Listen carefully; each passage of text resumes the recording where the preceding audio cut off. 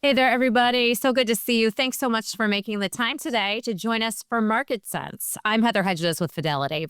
It is going to be a pivotal week for the markets and for economic forecasts, with, of course, the Fed meeting right now as we speak, and the markets pricing in a rate cut tomorrow, which would be the first rate cut of the entire year. We're also going to be listening to what Fed Chair Jerome Powell says tomorrow in the news conference after the FOMC meeting, of course, about how the Fed is feeling about the state of the economy. So to talk about what this could all mean for the markets, we are delighted to be joined today, as we often are, by Jurrien Timmer. Of course, he's Fidelity's Director of Global Macro. We're also pleased today to be joined by Fidelity's Director of Quantitative Market Strategy, Denise Chisholm. Denise is here today to talk about potential investing opportunities with monetary policy possibly easing. So great to see you both. As always, a very timely conversation. Hey, it's great to be back. Good to see you both. All right, well, let's get started. And I just wanted to give a quick note to our audience before we do and say, if you're listening to us as a podcast and you enjoy our weekly discussion, first of all, thank you. And we would love it if you left a review or shared our show with a friend. We do read all of your comments, and they help us shape future episodes. So please submit those reviews, and we really appreciate that. So it is today. Today is Tuesday, September 16th. And let's talk about the likelihood of the Fed cutting tomorrow, and perhaps the bigger question, not if the Fed's going to cut, but by how much. So as I mentioned off the top, the last time the Fed cut was back in December of 2024. Jurrien, what are you expecting to hear tomorrow from the Fed? And I would really just love your thoughts on what you're going to be listening for tomorrow. Yeah, so the market overwhelmingly expects a 25 basis point or a quarter point rate cut tomorrow. Some people are talking about a half point, but that's not really the expectation, and it would be, frankly, a little surprising after so many months of the Fed saying we're not quite ready yet because inflation's too sticky and the economy is still good. So for them to go from nothing to 50 basis points certainly would be a surprise to me. They did do that last year, but last year the Fed had gone well into the restrictive zone, right, at 5 3/8. So they had some catching up to do as inflation came closer to the Fed's target. But the inflation rate has been very, very stubborn in the high twos for about a year now, and has not really fallen from that level. So, and while the jobs market has been, softish lately, the labor market seems to be in balance. So I don't think there's a clear and present danger for the Fed to say, okay, we have to catch up and do more. Having said that, at 4 3/8, which is where the Fed is right now, the Fed is pretty close to neutral. If neutral is inflation plus 1%, so that would bring you to 3 3/4 or so. But the Fed does have a couple of rate cuts that it can execute on in the coming months. So it could do that all tomorrow, but my guess is it'll stagger it over a few months to get really closer to neutral now that inflation, even though it's sticky, the jobs market is a little bit softer. And then beyond what the Fed actually cuts or not cuts tomorrow, I think the more interesting parts of tomorrow will be not only the press conference, of course, as you mentioned, but the so-called dot plot, right? So as Chair Powell's term gradually comes to an end next year, it'd be interesting to see how the different Fed officials are posturing themselves in terms of what they think is going to happen. So the dot plot will be interesting.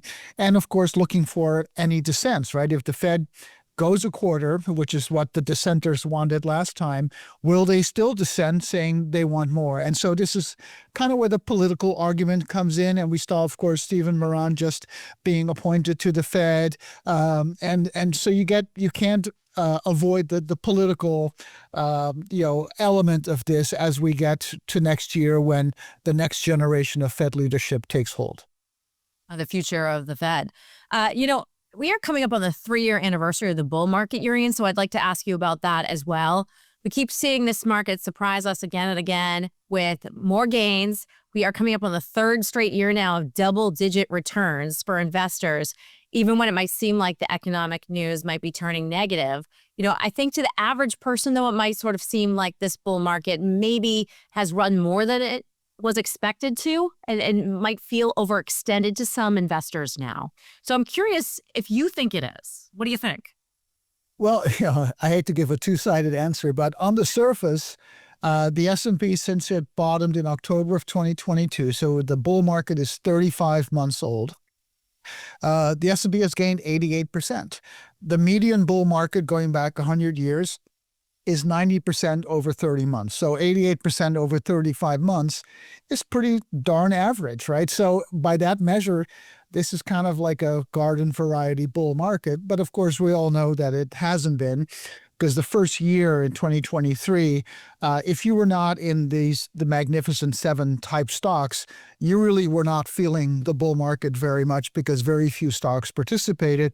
And it was really all valuation driven, even though earnings in 23 actually shrank slightly.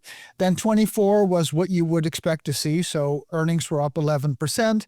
Valuations also grew. But generally speaking, by the second or third year, the PE ratios are coming down and earnings are doing all the heavy lifting.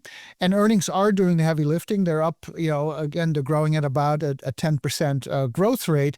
But there's still that boost from valuation. And again, that comes from the mega cap growth stocks, the Mag 7. So in many ways, this has been an unusual under the hood type of scenario. But a bull market is a bull market. And right now it's a global bull market. Even non-US stocks, which languished for so long, are participating. If you look at the global stock index, it's making new highs, and about 3/4 of the stocks in the global stock market are rising, are above their 200-day moving average. So it's actually a very good thing to see. And again, it's driven right now by higher margins and upward revisions in earnings estimates. And that's something that usually is a pretty good situation. So an unusual scenario, though, where you do have to look under the hood a little bit to really get the full picture. All right, Denise, let's bring you in here now. And to remind our audience, Denise's research focuses on analyzing market history and data to try to uncover patterns and probabilities and help inform investors about the future.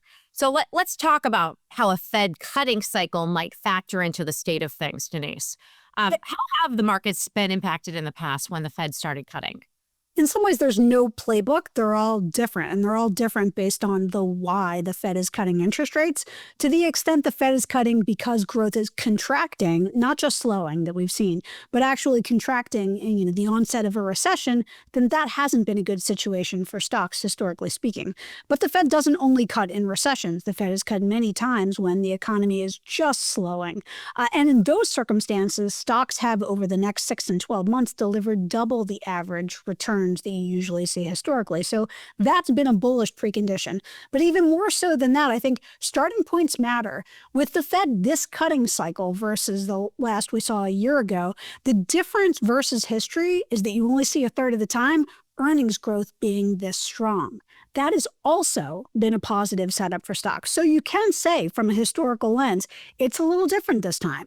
It's very rare that the Fed's cutting interest rates when earnings growth is above 10%. And that's also been a bullish precondition for stocks. So we're not in a recession right now. But what about the softening that we have been seeing recently in the job market? Do you think that's a sign a recession could be looming, Denise? And would that change your answer, too, about how the market might be impacted by the Fed getting ready to cut? Well, that's sort of like a dual crossroad. So recession or no recession, and if recession, have stocks actually discounted already? And as it relates to payrolls, this is the interesting part, because there is a statistical reason why we say all the time that payrolls are a lagging indicator. If you look at those revisions, and even when you rebase it relative to actual payrolls, all jobs, what you'll see is it's the bottom decile of the historical data going back to the 70s that we had. And the worse payroll revisions have been, the better stocks usually are over the next 12 months. And if that doesn't seem to make sense, the whole reason is because usually by the time payrolls have slowed, stocks have already discounted it and delivered below average returns.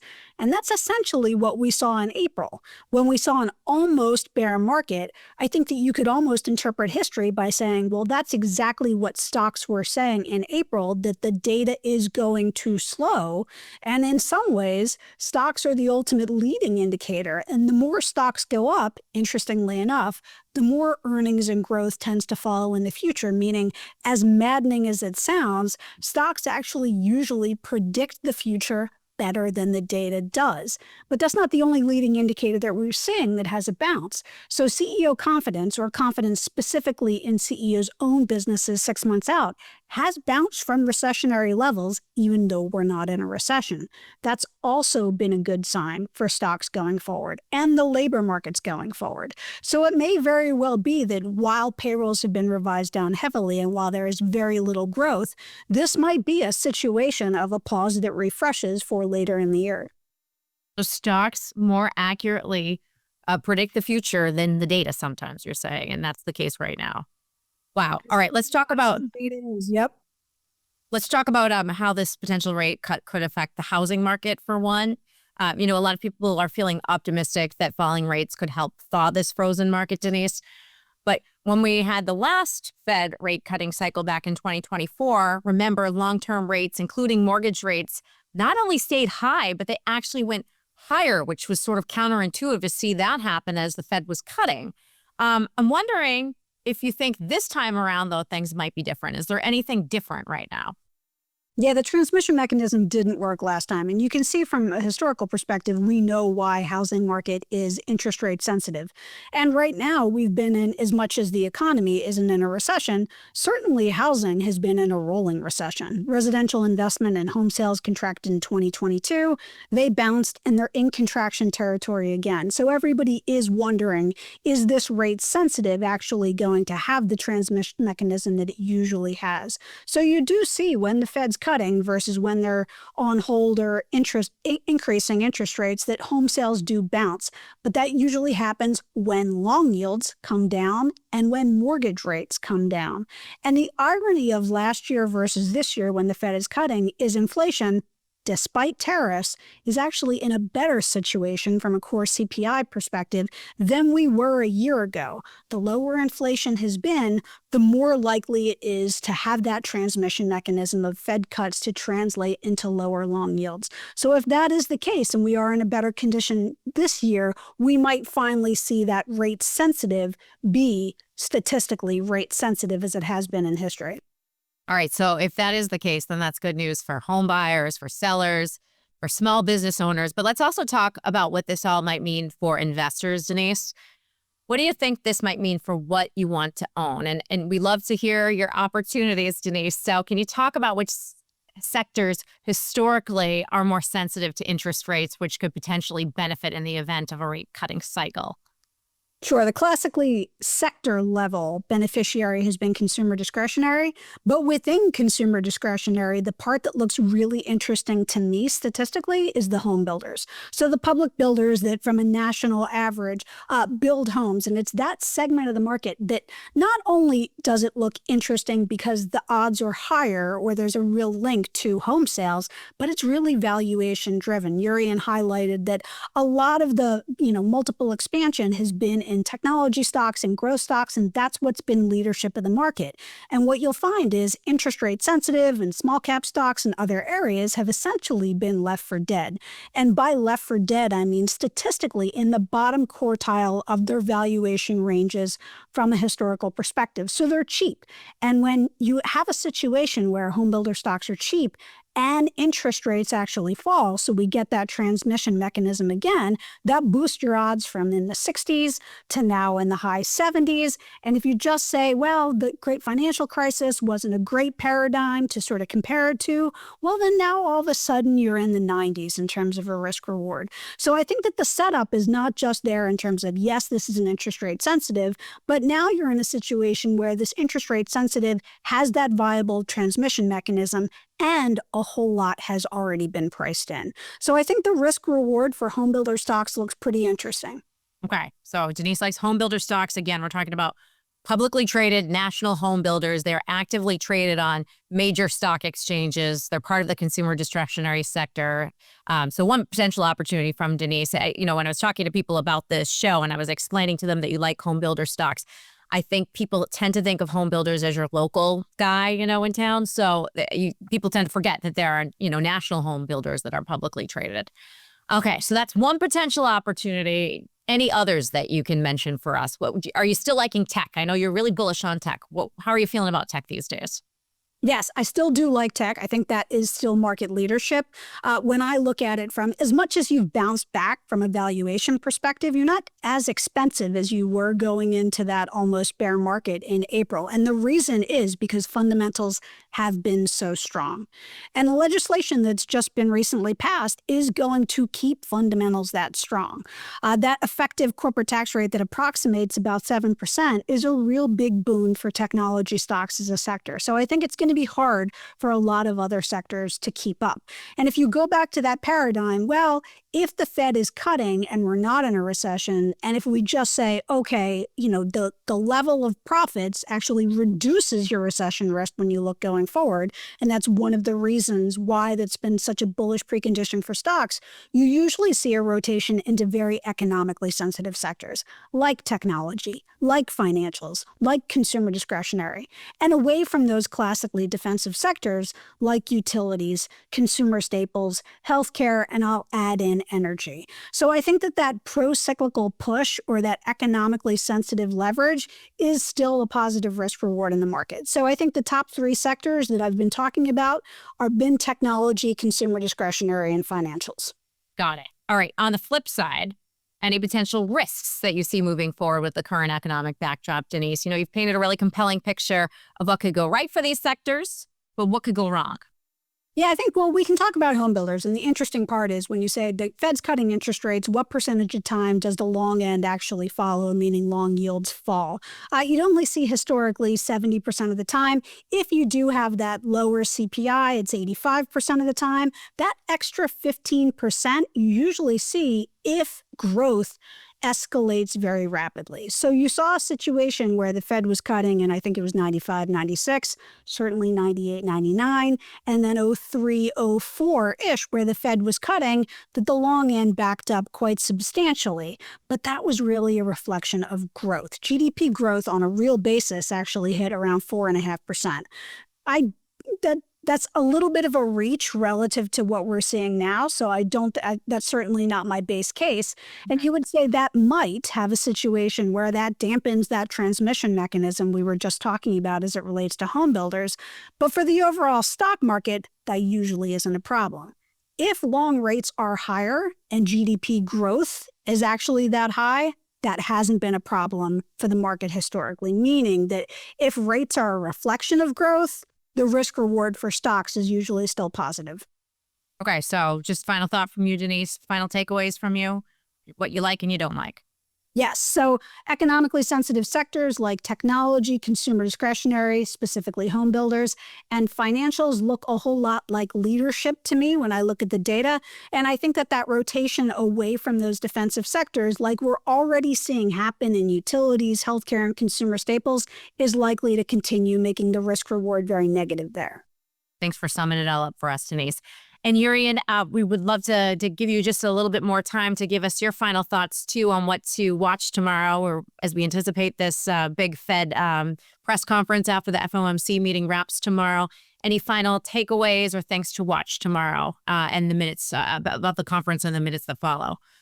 So I think, and just to give a little context against Denise's very excellent comments, we have to kind of make the difference between, is this a full easing cycle, which typically comes during times of economic distress, or is it just a tweaking of bringing policy back away from a very restrictive stance to a more neutral stance? And I think clearly it's the latter, at least at this point. That could change, of course. But the Fed went way restrictive because inflation was at 9% a couple of years ago.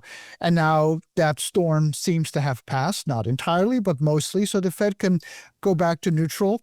And, and then it's a question of what the Fed is doing and what the markets are expecting. The markets are expecting the Fed to go below 3% in the coming year or more.